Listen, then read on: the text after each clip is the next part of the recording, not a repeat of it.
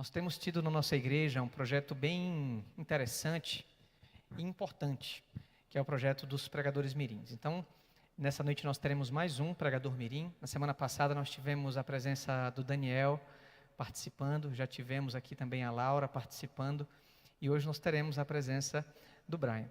Mas eu gostaria aqui, Jane, de parabenizar a sua iniciativa, assim como de toda a equipe do Departamento Infantil, de promover essa iniciativa para que as nossas crianças elas possam participar aqui do nosso culto e elas possam ir também crescendo e se desenvolvendo. Parabéns a você e a toda a equipe pela iniciativa. Gostaria de chamar o Brian aqui então, que vai então trazer a mensagem desta noite e na sequência o pastor Lamarques então continuará o nosso culto.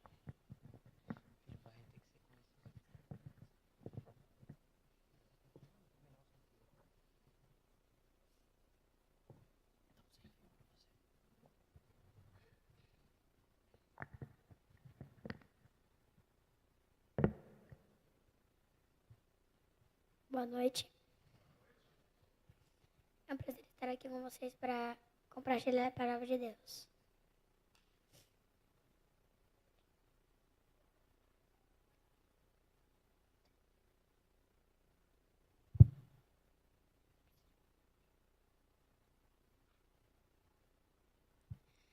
O tema de hoje é a criação, a destruição e a recriação do nosso planeta.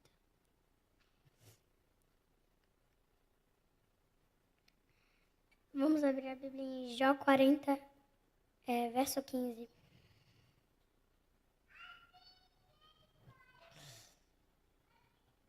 Vejo o Behemoth que eu criei, assim como criei você. Ele come capim como o boi. Veja a força que ele tem nos lombos e o vigor nos músculos da barriga. Sua cauda é forte como o cedro, e os tendões dessas coxas são entrelaçados.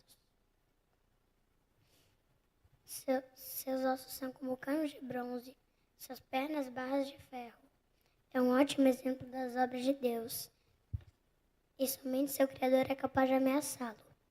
Os montes lhe oferecem seu melhor alimento, e ali brincam os animais selvagens.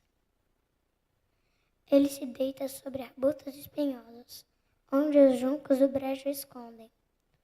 Os arbustos lhe dão sombra entre as salgueiras junto ao riacho. Ele não se perturba com as enchentes do rio, nem se perturba quando o Jordão transborda e se agita ao redor.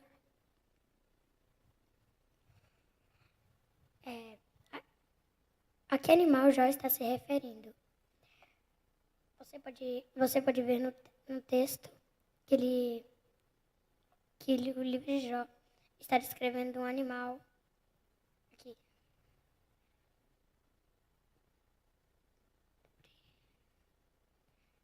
Bem assustador, bem grande. A maioria dos eruditos, estudantes, acham que o termo se refere ao hipopótamo. Contudo, alguns que o aplicam ao elefante, alguma espécie extinta ou uma representação simbólica. A questão é que o texto nos faz lembrar da grandiosidade da criação de Deus e das mudanças ocasionadas pelo pecado. Supondo que o texto se refira aos dinossauros, ele nos indica detalhes interessantes. Vamos analisar aqui o texto. Aqui, acho que no verso 20. Todos os animais foram inicialmente criados herbívoros, mas após o pecado passaram por processos de modificação, alguns tendo se tornado mais violentos que outros. O verso, esqueci de ler aqui. Ele come capim como boi. Uma pesquisa publicada em 2010 por paleontólogos norte-americanos deixou claro que a maior parte dos dinossauros terópodes era herbívora, exceto T-Rex e Velociraptor. Então, a gente pode comparar com o panda. Ele tem aqueles caninos dele muito afiados. E no futuro a gente pode olhar, eles eram carnívoros. Mas a gente sabe que eles são herbívoros, então deve ser verdade também.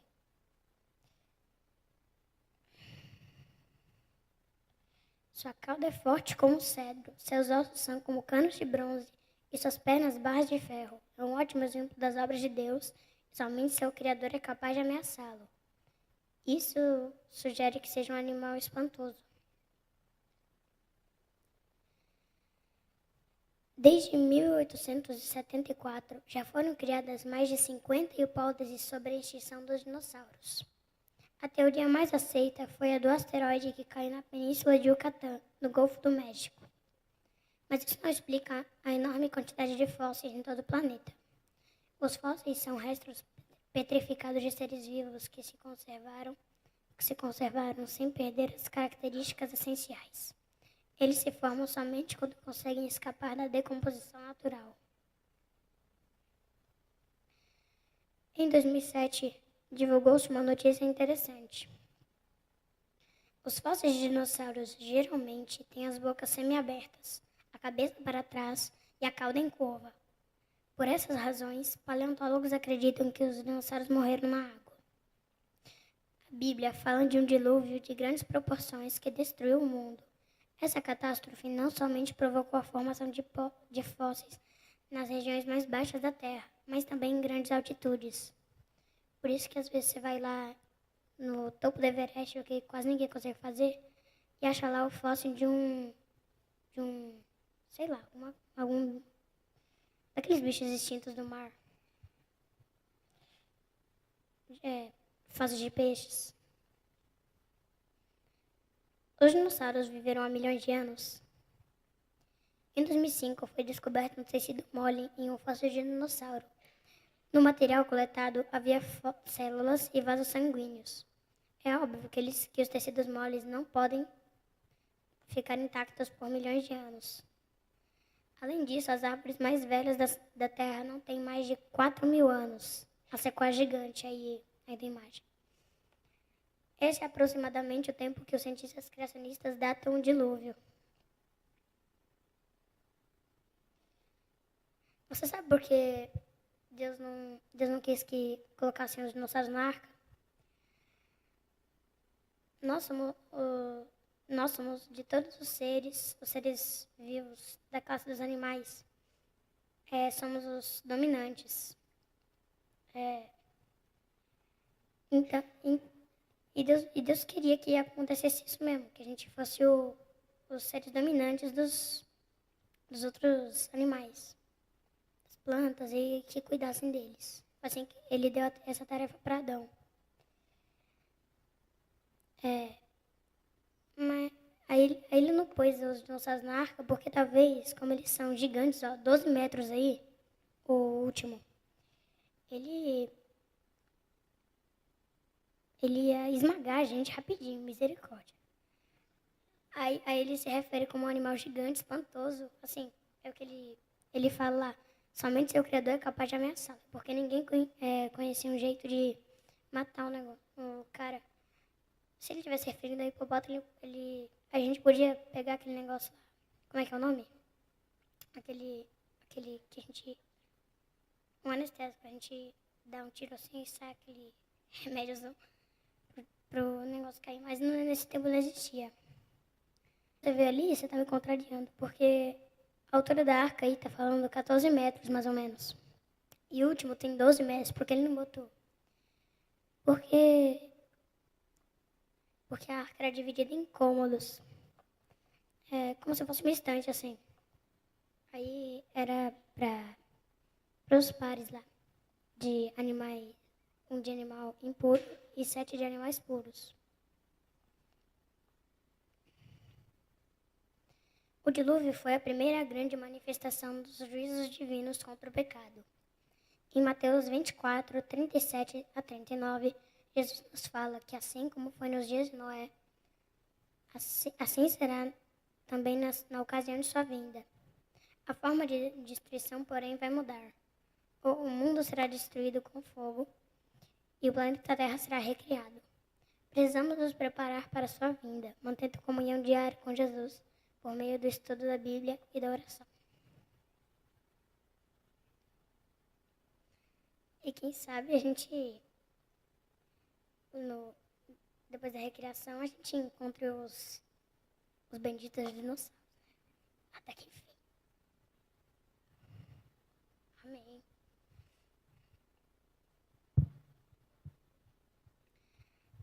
Vamos orar? Querido Deus, muito obrigado por tudo aqui que a gente passou nessa semana. Abençoa todos que estão aqui. E que nós tenhamos uma comunhão diária com o Senhor.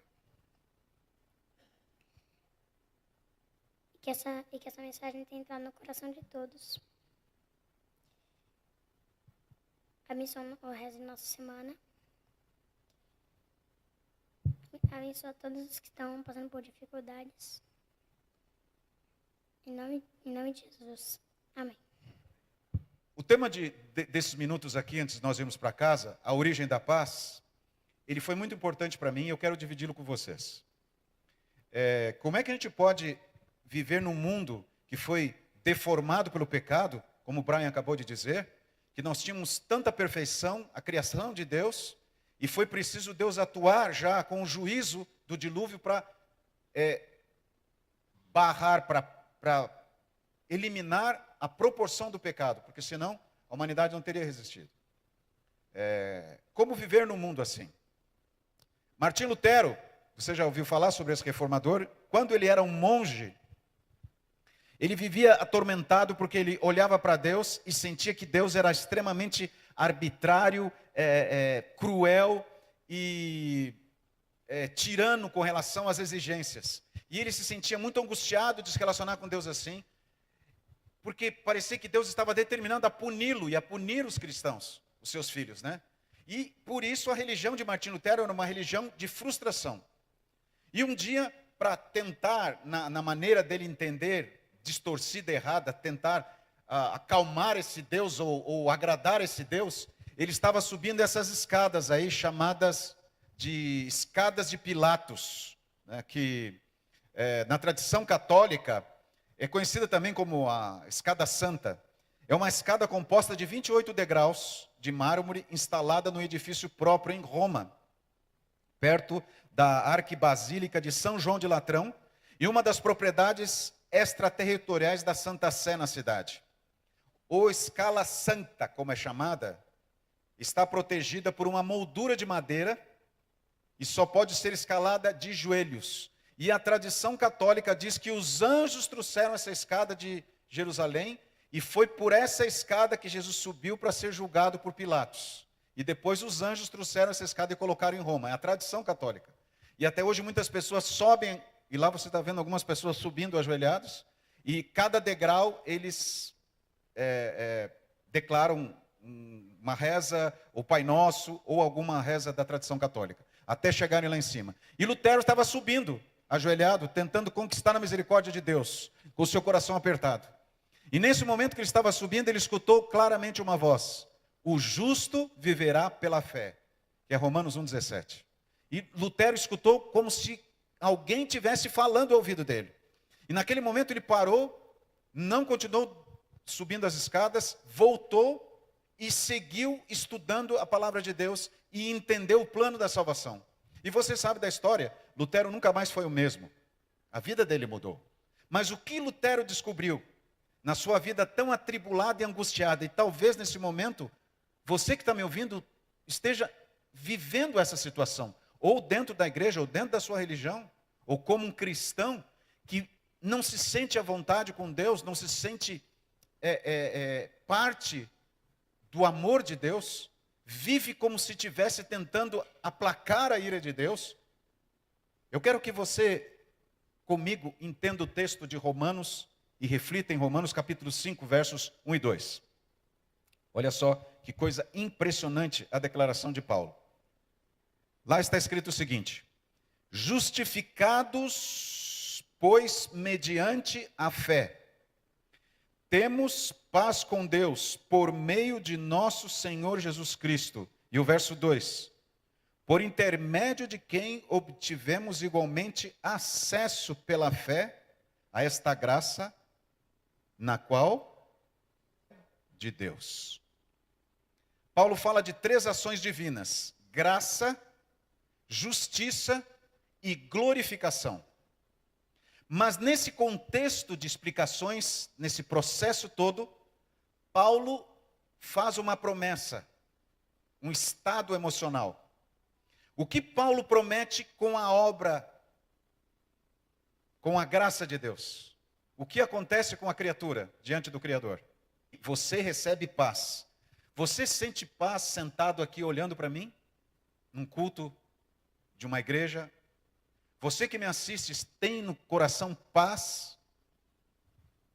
Então precisamos entender algumas coisas. A primeira, onde começa a promessa de paz? Segundo Paulo. Onde está a promessa de paz? Onde começa a promessa de paz? Na presença de quem? De Deus. Na presença de Deus. A segunda pergunta, quem é o responsável para nos dar? E então vem uma de aceitar o processo. No verso 2, Paulo faz acesso, que é Jesus que nos conduz a esse. Quando nós sentimos, e naturalmente quando você ofende Deus, ou importunando Deus, você não quer estar na presença de Deus. Você até aceita o perdão, você até reconhece a necessidade do perdão, mas você não consegue conviver na presença de quem te perdoa, porque você tem vergonha. Parece até que quando você está na presença de quem você ofendeu, você lembra do que você fez de errado. E aqui Jesus está querendo dizer assim, se você não consegue, se você não tem força, se você não entende, se você não sente essa capacidade, eu faço essa obra. Então, Paulo diz assim, nós somos justificados pela fé, mediante Jesus Cristo, por quem nós recebemos a graça e temos paz. Por que nós temos paz? Porque nessa inquietude do coração, do medo e do sentimento, a presença de Jesus na nossa vida, nos coloca na presença de Deus. E quando nós estamos na presença de Deus, nós temos paz. Mas aí vem a pergunta para nós, qual que é o contrário de paz? E para responder isso, eu quero ler o que está em Gênesis, capítulo 3, versos 8 a 10. Aqui está uma declaração depois do pecado. Gênesis, versos pela viração do dia. Esconderam-se da presença do Senhor. Chamou o Senhor Deus ao homem e lhe perguntou, onde estás? E aí veio e me escondi. Você entende essa? Qual foi a primeira atitude de Adão depois do pecado? Qual foi o primeiro sentimento depois do pecado? Medo. E o medo originou o quê? Um afastamento de Deus. E quanto mais ele estava afastado de Deus, mais medo ele sentia. E o que o anjo, que Deus faz então? Ele vai ao encontro desse ser, dessa criatura, do ser humano, e o resgata. Mesmo com a fuga, Deus resgata. Por quê? Porque o ser humano, da mesma maneira que Paulo descreve, ele erra e ele sente vergonha de estar na presença do Criador. Só que quando ele não está na presença do Criador, ele não tem paz. Naturalmente, e isso não é uma maldição, é algo natural, quando o ser humano se afasta, injustiçado, medo de perder quem ele ama, medo de ficar doente, medo, angústia, é o que nós temos mais hoje. E Paulo nos declara, na presença de Deus, com sua graça, nós temos paz. Essa é uma promessa relatada. E nós, à medida que estamos diante dessa oportunidade, da justificação pela fé, do perdão, da graça salvadora de Deus, e da glorificação, que nos aguarda, nós somos olhados pelo universo todo. E há um interesse naquilo que você faz, naquilo que você decide e naquilo que você escolhe diante da oferta de Deus. Para que você resgate a paz no teu coração. O texto de Primeiros Escritos, página 246, me impressionou bastante. Diz ali, viu o anjo de Deus observando com mais profundo interesse o seu povo professo. A fim, quando Deus, nós podemos, paz é estar na presença, fartura ou sem fartura, eu posso viver perseguido ou com liberdade. que me importa é Jesus. Eu tenho paz. E a gente encerra entendendo a declaração profética de Ageu. Ageu, Antigo Testamento, capítulo 2, verso 9. Para nós entendermos o contexto da verdadeira paz.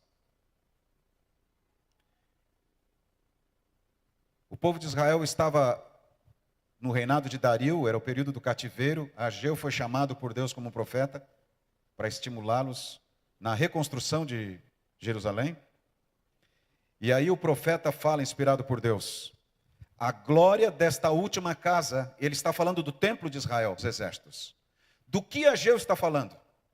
Os Zorobabel, eles olhavam para aquele templo e não conseguiam ter alegria, porque eles lembravam do antigo templo, construído por Salomão. A beleza que foi destruída quando os babilônios invadiram Jerusalém. E aquela tristeza tomou conta deles, porque eles não tinham aquela glória de antes. E não estava a arca do concerto lá também. E aí o profeta diz, vocês verão a glória nesse templo, muito maior do que a primeira. Mas do que Ageu estava falando? Ele não estava falando de um objeto, de um altar, de um compartimento, de uma estrutura de prédio. Ele estava falando do próprio Jesus.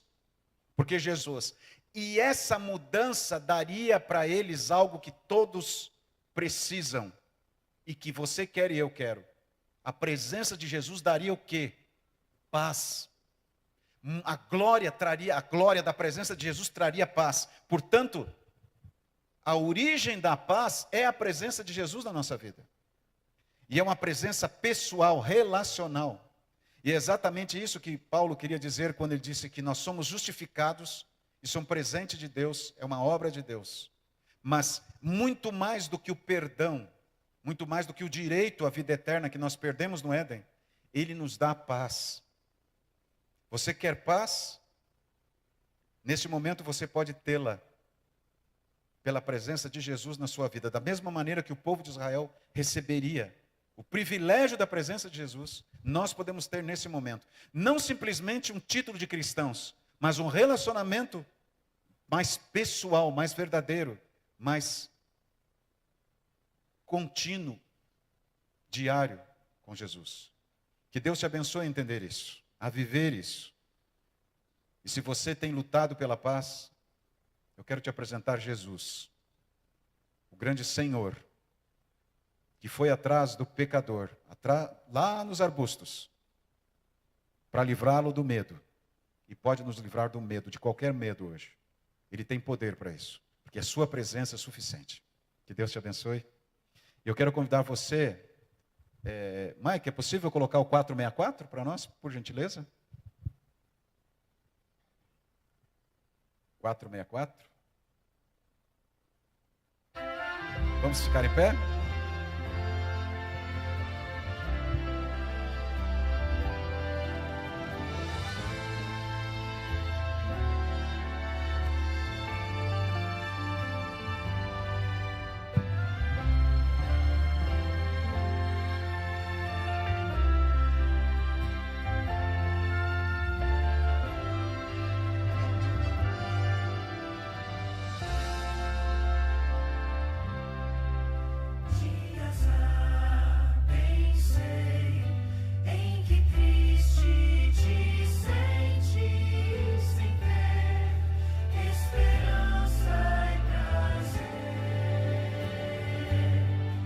Mas existe alguém que promete ajudar-te, forças, alma, trazer.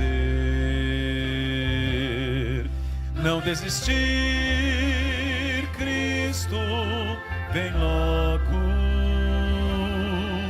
breve aurora de raiar. Não desistir, Cristo vem logo, não desistir.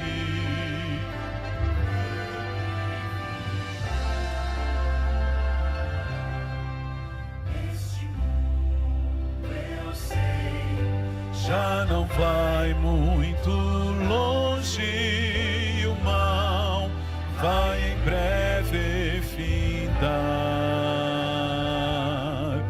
Minha fé em Deus, sim, está bem firmada. Jesus logo vai regressar.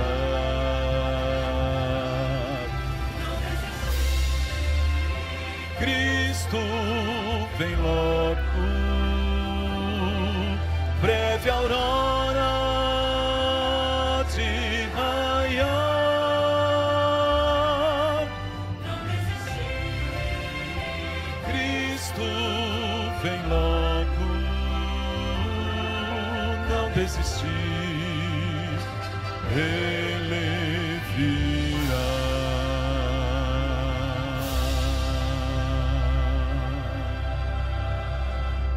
Querido Pai, nós vamos seguir em nossas atividades, vamos repousar, vamos buscar organizar a nossa vida, a nossa agenda, mas em nome de Jesus te pedimos a tua presença conosco, a tua direção conosco, a tua bênção de nos dar paz pela tua presença.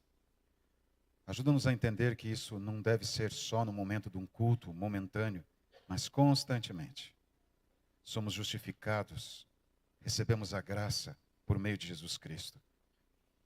Se nesse momento alguém que está ouvindo se sente constrangido ou até envergonhado de ir à tua presença, por favor, nos ajuda, nos conduz e nos leva na presença do Pai.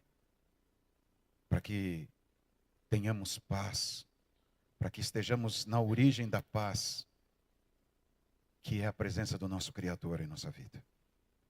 Nos conduza, nos proteja e nos dá a bênção da tua paz. Em nome de Jesus. Amém.